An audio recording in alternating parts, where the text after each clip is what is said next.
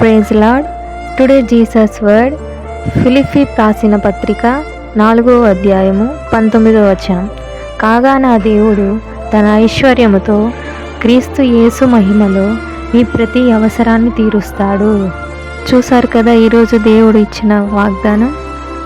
మత్తయి 6వ అధ్యాయం 31వ వచనంలో చూసినట్లయితే మనము ఏమి తినాలి, ఏమి త్రాగాలి, ఏమి ధరించుకోవాలని దేని గురించి చింతించకూడదు.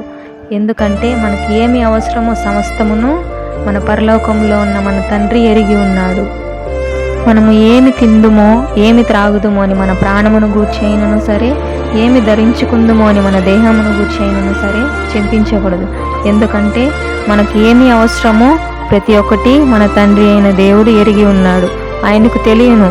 కాబట్టి మనం ముందుగా వెతకవలసింది పరలోక రాజ్యము మరియు పరలోక రాజ్యం యొక్క నీతిని. మనము అడగక ముందే మన అక్కరలు ఎరిగిన మన తండ్రి మనం అడగకపోయినా మన అవసరతలను తీరుస్తాడు. కాబట్టి ముందుగా మనము పరలోక రాజ్యం యొక్క గొప్పదనాన్ని తెలుసుకోవాలి. దానిని నువ్వు తెలుసుకున్న తర్వాత సమస్తమును దేవుడు మనకు అనుగ్రహిస్తాడు. ఆమేన్.